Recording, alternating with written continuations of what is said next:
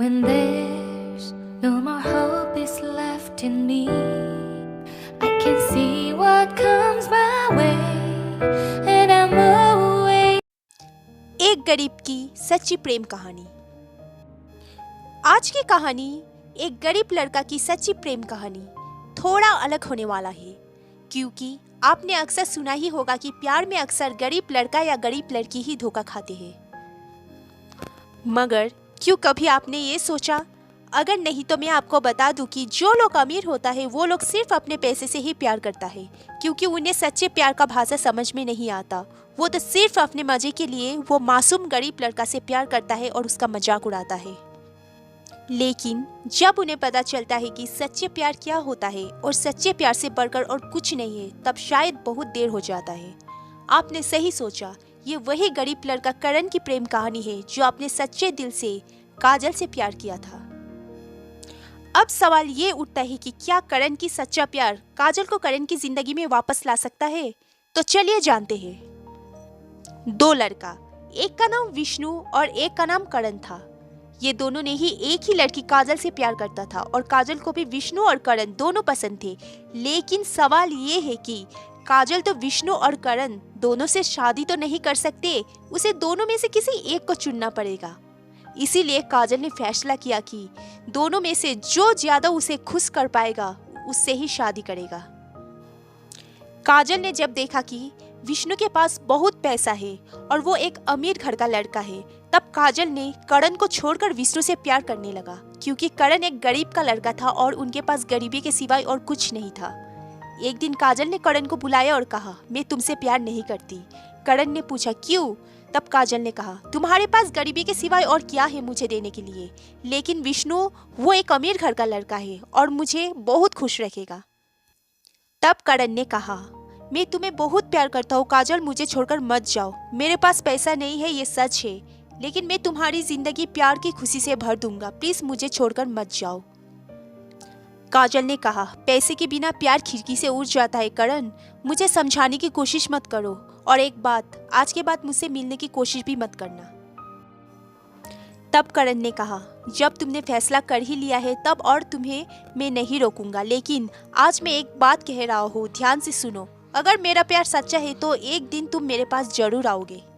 ये कहकर करण वहां से चला गया। 3 महीना बीत गया और उधर काजल और विष्णु का प्यार धीरे धीरे और भी गहरा होने लगा। लेकिन इधर वो गरीब लड़का करण, जो काजल से बेपनाह मोहब्बत करता था, वो खुद को रोक नहीं पाया और इसीलिए वो हर रोज काजल की खबर लेने के लिए काजल के पास जाता था।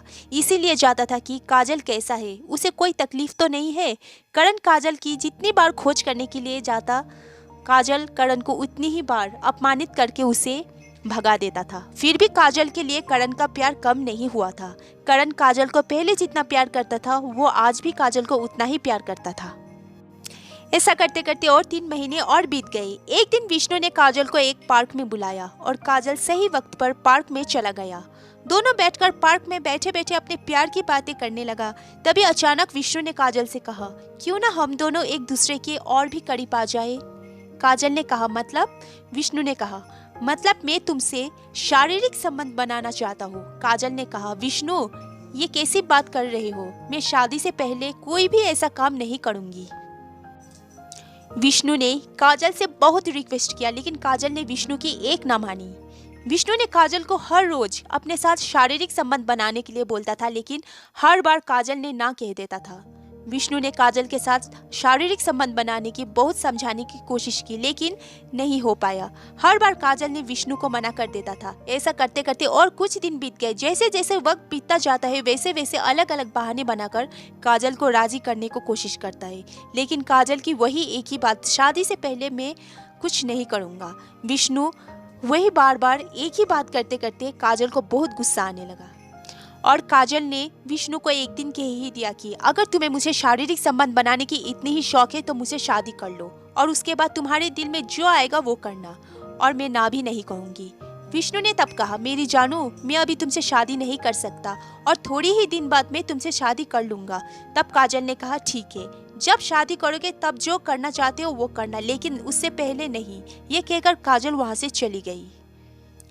इधर करण हर रोज काजल की खबर लेता था। एक दिन अचानक काजल के मन में करण की बात याद आई और वो सोचा कि एक बार करण की परीक्षा लेते हैं कि वो अभी भी मुझसे कितना प्यार करता है।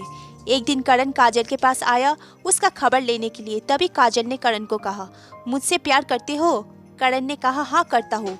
काजल ने कहा, तुम मेरे लिए क्या कर सकते हो?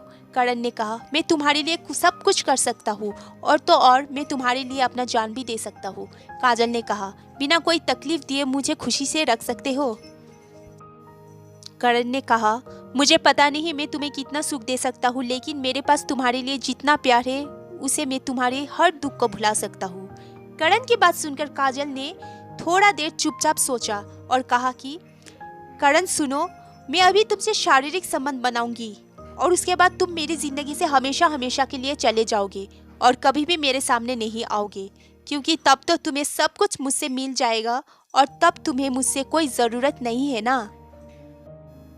काजल की ये बात सुनकर करण ने कहा, मैं तुमसे प्यार करता हूँ, तुम्हारे शरीर से नहीं। और अगर इतना शौक है शारीरिक संबंध बनाने की तो शादी के बाद ही करना, उससे पहले ये बात अपनी जुबान पर भी मत लाना। मैं कोई पाप नहीं करना चाहता। काजल बिना कुछ कहे वहां से चली गई और करण भी चला गया। उसके बाद विष्णु ने काजल को रात में फोन किया और फिर से वही बात कहने लगा और काजल ने भी ना कह दी। तभी विष्णु ने काजल से कहा, तुम मुझसे प्यार करते हो या नहीं? अगर तुम मुझसे प्यार करते तो मुझे मना नहीं करते, क्योंकि मैं तो तुम्हें शादी करने ही वाला हूँ। फिर शादी से पहले करता हूँ तो फिर क्या हो जाएगा? विष्णु की ये बात सुनकर काजल हैरान हो गई, क्योंकि वो सोचा कि विष्णु मेरे लाख मना करने के बावजूद भी मुझसे हर रोज मुझे शारीरिक संबंध बनाने की कोशिश में लगा है। काजल ने कहा, ठीक है, मैं राजी हूँ, कब और कहाँ आना है बोलो। काजल की बात सुनकर विष्णु खुशी से झूम उठा और कहा, कल सुबह 10 बजे मनमोहनी होटल पर आ जाना। काजल ने कहा, ठीक है, मैं पहुँच जाऊंगी। अगले दिन सुबह विष्णु सुबह 1 घंटा पहले ही होटल पहुँच गया और काजल को फोन किया। काजल ने कहा, मैं बहुत ही जल्दी पहुंचने वाली हूँ। तब काजल ने करण को फोन करके बुलाया और करण को लेकर पहले मंदिर में ले आया और वहां दोनों भगवान को साक्षी मानकर दोनों ने शादी कर ली और उसके बाद कोर्ट मैरिज कर लिया। उसके बाद दोनों बहुत ही खुश रहने लगे। करण ने कहा, देखा, मैंने तुमसे कहा था ना, अगर मेरा प्यार सच्चा है तो तुम मुझसे एक दिन जरूर मिलोगी। ये थी आज की कहानी, एक गरीब लड़का की कहानी। आपने देखा एक गरीब लड़का की सच्ची प्रेम कहानी में सच्चा प्यार की कितनी ताकत होता है। झूठा प्यार तो एक दिन सामने आ ही जाता है, क्योंकि वो प्यार नहीं होता है, वो तो सिर्फ एक दिखावा होता है, जो विष्णु ने काजल के साथ किया था।